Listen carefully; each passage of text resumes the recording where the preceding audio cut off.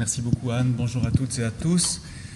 Merci de m'avoir invité à commenter cet article ici qui a été publié et présenté simultanément le 1er septembre 2024. J'ai eu l'occasion d'ailleurs de suivre la présentation en direct de cette étude au congrès de la Société européenne de cardiologie. Donc après les azoles, on va parler maintenant des ON. Donc les ON, vous les connaissez.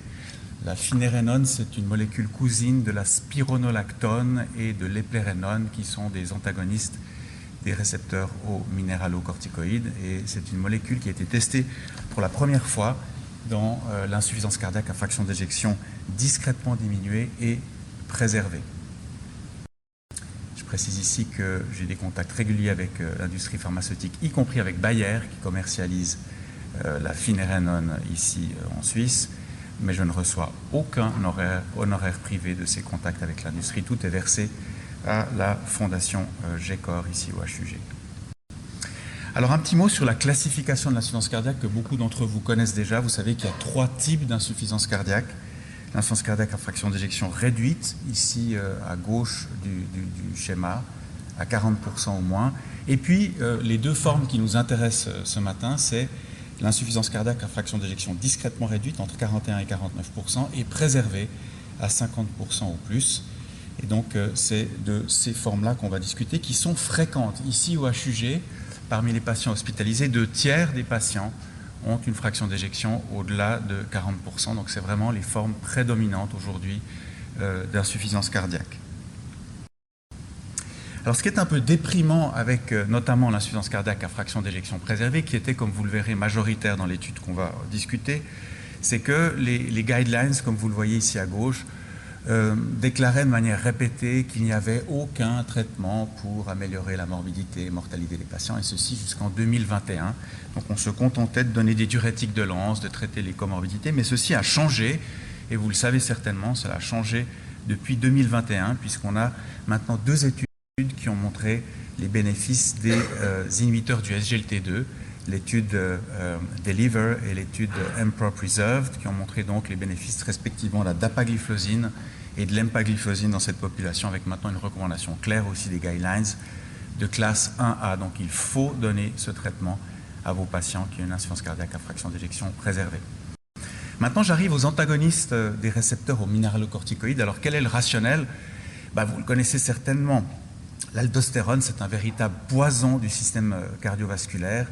Elle est évidemment en concentration augmentée, puisque l'aldostérone, c'est le A du dernier A du système RAA qui est stimulé dans l'insuffisance cardiaque. Et on a tous appris pendant les études que l'aldostérone, je ne sais pas si on a une souris ici, voilà, que l'aldostérone provoquait une rétention hydrosodée, une excrétion du sodium au niveau du rein. Mais ce qu'on a peut-être moins appris, c'est que c'était une molécule qui produisait un effet fibrosant et pro-inflammatoire dans tous les organes que vous voyez ici, que ce soit le système vasculaire, rénal ou cardiaque. Donc, contrer cette molécule a évidemment beaucoup de sens sur le plan physiopathologique. Et vous savez déjà que dans l'insuffisance cardiaque à fraction d'éjection réduite, c'est un des 4 piliers du traitement.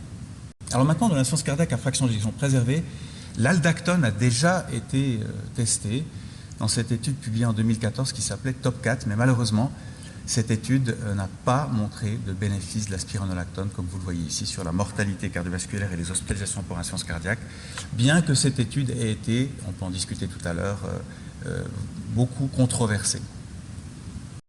Alors la finérénone, par rapport à ces molécules cousines, quelle est la différence? Tout d'abord, c'est un antagoniste non stéroïdien, comme vous le reconnaissez ici au niveau de la structure chimique. Numéro 2, c'est une molécule plus puissante car elle a plus d'affinité pour le récepteur en question, moins d'affinité en revanche pour des récepteurs type androgénique, donc moins d'effets hormonaux que les molécules cousines, moins d'accumulation car plus courte demi-vie et pas de métabolites, et puis finalement moins d'accumulation au niveau des reins par rapport au cœur, et donc certainement aussi moins d'effets secondaires rénaux de type insuffisance rénale ou hyperkaliémie. Donc une molécule qui paraît extrêmement intéressante et qui a déjà été testée depuis pas mal d'années d'ailleurs, avec des essais cliniques de phase 2 dans l'insuffisance cardiaque qui n'avaient pas vraiment des endpoints cliniques durs, mais qui ont montré en tout cas que la tolérance était bonne et équivalente aux autres antagonistes des récepteurs aux minéralocorticoïdes. Il y a eu aussi des études de phase 3,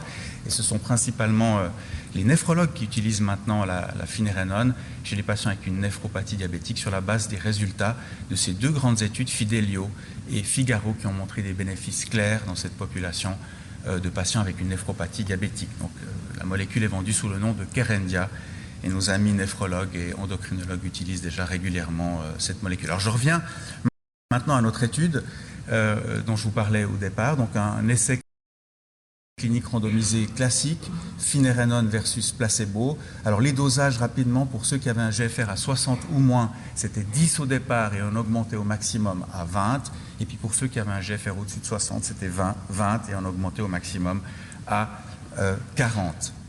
Quels étaient les patients? Tous les patients avec une insuffisance cardiaque symptomatique, fraction d'éjection 40% ou plus, qui pouvaient être hospitalisés ou récemment hospitalisés ou ambulatoires, élévation des peptides natriurétiques. Il fallait avoir aussi une anomalie structurelle cardiaque, soit une dilatation de l'oreillette gauche ou une hypertrophie ventriculaire gauche, et puis des diurétiques de Lens dans les 30 jours qui précédaient la randomisation. Je ne vais pas trop insister sur les critères d'exclusion. Sachez simplement qu'on n'a pas inclus des patients qui avaient une hyperkaliémie au-dessus de 5 ou des patients avec un GFR en dessous de 25. Et puis bien entendu, tous les patients qui avaient une maladie aiguë ont été exclus. Et je notais aussi qu'on a exclu les patients avec des cardiomyopathies infiltratives type par exemple amyloïdose. Endpoint, je mentionnerai juste l'endpoint primaire ici, mortalité cardiovasculaire et hospitalisation pour insuffisance cardiaque, et visite urgente aussi qui était compris, donc des visites ambulatoires urgentes sans hospitalisation étaient inclus aussi dans cette endpoint. J'ai résumé ici les caractéristiques de base des patients: 72 ans, 45% de femmes, 52% de fraction d'éjection, 2/3 des patients donc avaient une fraction d'éjection au-delà de 50%, donc principalement une population de patients avec une fraction d'éjection préservée. Des gens qui avaient peu d'insuffisance rénale, comme vous le voyez, 62 de GFR en moyenne. Et vous voyez ici principalement des patients en classe 2 avec pas mal de comorbidités, 90% d'hypertension et 40% à peu près de diabète et de fibrillation auriculaire. Peu de patients étaient traités avec les inhibiteurs du SGLT2 parce qu'évidemment cette étude a débuté avant qu'il soit validé, comme je vous l'ai montré au début. Alors les résultats, ils sont clairs et nets. Une réduction ici de cet endpoint primaire que je viens de vous décrire de 16%. Du risque relatif tout à fait statistiquement significatif, dont des résultats tout à fait positifs. Maintenant, surtout un effet sur les hospitalisations. Vous voyez ici que la mortalité cardiovasculaire isolément n'était pas influencée par la finérenone. Je passe rapidement ici sur l'analyse des sous-groupes préspécifiés pour cet endpoint primaire, puisqu'il n'y avait pas d'interaction par rapport à l'une ou l'autre de ces classes que vous voyez ici. Enfin, vous pouvez essayer de voir ici sur cette diapositive. Tolérance, très bonne. Il y a juste le potassium, peut-être qu'il faut discuter, avec évidemment plus d'hyperkaliémie dans le groupe finérenone, 14% versus 7% au-delà de 5,5. Vous voyez ici que au-delà de 6, c'est uniquement 3% dans le groupe finérenone versus 1,4%. Puis bien sûr, à l'inverse, il y a eu moins d'hypokaliémie, parce que l'hypokaliémie, ce n'est pas vraiment quelque chose d'anodin non plus. 9% ici dans le groupe placebo contre 4% dans le groupe finérenone. Et vous voyez surtout que l'hyperkaliémie a rarement mené à une hospitalisation et jamais à la mort des patients de cette étude. Donc une bonne tolérance globalement de la finérenone. Donc, conclusion de l'étude, la finérenone, je pense assez clairement, constitue maintenant une deuxième option thérapeutique dans ce groupe de patients avec une fraction d'éjection discrètement diminuée ou préservée, surtout donc, comme vous l'avez compris, pour réduire les hospitalisations. Maintenant, il reste quelques questions. Comment la finérenone aurait pu être comparée avec les autres antagonistes stéroïdiens? Ça, c'est difficile de le savoir puisqu'ils n'ont pas été comparés de façon directe.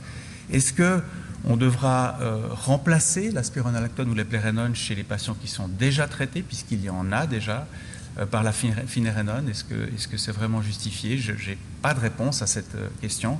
Et puis, il y a aussi tout un phénotype actuellement qui est beaucoup étudié, qui est le phénotype des patients obèses avec une FF pour lequel il y a des molécules nouvelles dont vous avez peut-être entendu parler. Enfin, celle-ci, certainement, vous en avez entendu parler puisqu'elle est utilisée pour d'autres types de patients, le sémaglutide, mais aussi le tirzépatide, qui maintenant ont montré des bénéfices dans cette population, FPEF aussi. Alors, quel médicament faudra-t-il débuter chez ces patients, finérenone ou les deux autres. Difficile de le savoir pour l'instant. Donc je vous remercie beaucoup pour votre attention. Je réponds volontiers à vos questions.